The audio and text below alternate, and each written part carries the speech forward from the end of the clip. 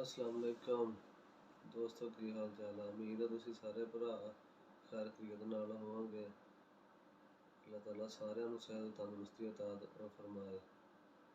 दोस्तों, अज तुहाडे नाल एक बुरी खबर शेयर करनी सी।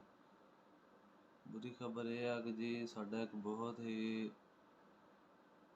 प्यारा दोस्त अदील भाई, अदील काशफ, साडा बचपन का साथी, जिहड़ा बेचारा रोड एक्सीडेंट में वफात पा गया।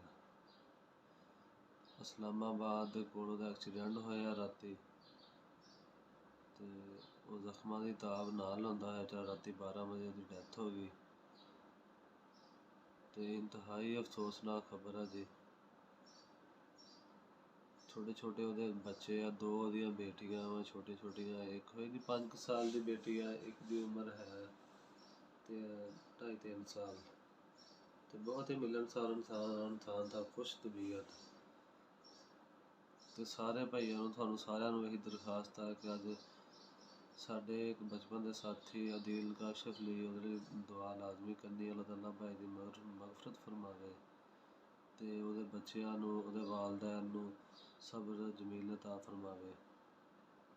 ਤੇ ਸਾਨੂੰ ਸਾਰਿਆਂ ਨੂੰ ਦੁਆ ਵਿੱਚ याद रखना चाहिए अपने ਜਿਹੜੇ गुजरे हुए अपने दोस्त, अपने रिश्तेदार, भैन भाई सारिਆਂ ਨੂੰ।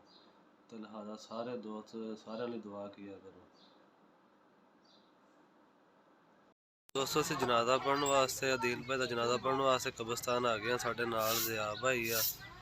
ज़िया भाई, अदील भाई किद्दां दे बंदे सी? बहुत अच्छे बंदे से यार, बहुत अच्छा वक्त अच्छा गुजरिया। उन्होंने क्लास वाले भी साढ़े इकट्ठे खेलते थे, बहुत अच्छा उन्होंने वक्त गुजरिया। बहुत अच्छे बंदे से, सानू बड़ा अफसोस है उन्होंने। बहुत वड्डा सदमा जी साडे सारिਆਂ ने, साडे पूरे गाँव ਲਈ। माशाअल्लाह जवान सी, यंग सी और खुश अखलाक ते हर टाइम मतलब खुश रहना, खुश तबीयत सी उन्हां दी। साडा पूरा गाँव जिहड़ा वा, गाँव तो हट के साडा शहर भी और दूर दूर तक लोग इस गाँव में साडे नाल शरीक आ।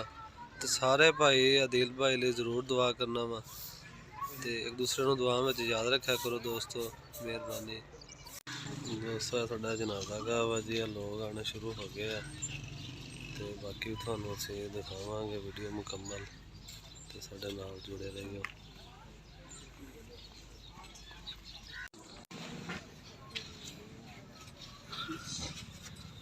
देख लो यार, देख लो आप भी लेके आ जाओ। करो बंद यार, करो बंद। थोड़ा यार मिलना है, बात करना पड़ेगा। अस्सलाम वालेकुम दोस्तों, सानू सारिਆਂ ਨੂੰ एक दूसरे ਲਈ दुआ करते रहना चाहिए हमेशा। जिस तरह साडा एक दोस्त अदील भाई साडे नाल दुनिया छोड़ के चला गया, इस तरह असीं भी किसी दिन चले जाना। तो हमेशा एक दूसरे लिए दुआवां करते रहा करो, भैन भाइयों लिए, सारिਆਂ ਲਈ, कि अल्लाह ताला हर किसी को अपने हिफ्ज़ो मान च रखे तो लंबी उम्र और सेहत तंदुरुस्ती अता फरमावे।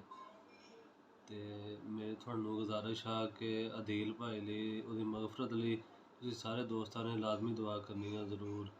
उसकी बेटियां लिए, उसकी बीवी लिए, उसके माँ बाप लिए, कि अल्लाह ताला उन्होंने सबर देवे और अदील भाई की कबर ते करोड़ों बार रहमतां बरकतां अता फरमावे। अल्लाह हाफिज़।